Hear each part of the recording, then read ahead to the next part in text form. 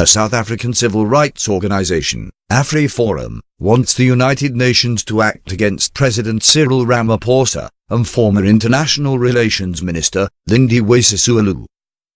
On Tuesday, the 21st of January 2020, AfriForum lodged a complaint with the UN Special Rapporteur's Office, accusing Ramaphosa and Sisulu of allegedly failing to recognize their organization as a human rights defender.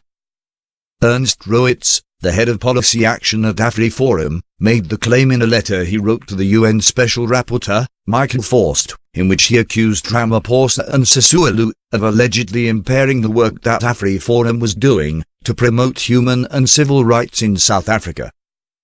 According to Rowitz, the charge is aimed at Ramaphosa's reaction to the tweet of US President Donald Trump in August 2018, that Trump had instructed his Secretary of State to investigate land grabs and farm murders in South Africa.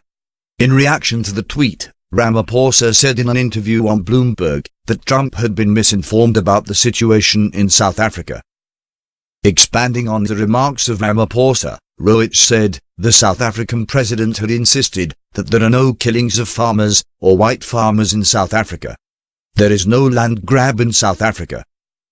According to AfriForum, Ramaphosa's statements came after the visit of AfriForum to the US in May 2018, to create awareness of the South African government's policy of land expropriation without compensation, and associated land grabs, as well as farm murders.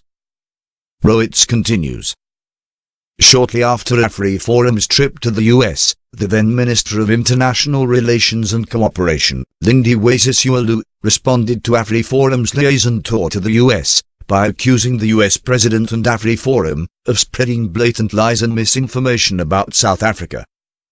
In his letter, Rowitz asked Forst to, among other things, obtain a commitment from Ramaphosa and the South African government that it will effectively protect AfriForum as a human rights defender, hold Ramaphosa and the government responsible for alleged attempts at discrediting AfriForum's efforts to raise international awareness about gross human rights violations, particularly against minorities, and request Ramaphosa and Sisulu to retract their statements on an international platform.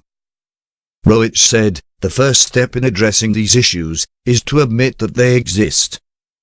It was very worrying that the South African government ignored these issues locally, but it was unacceptable for the president to completely deny the existence of these crises in the international sphere.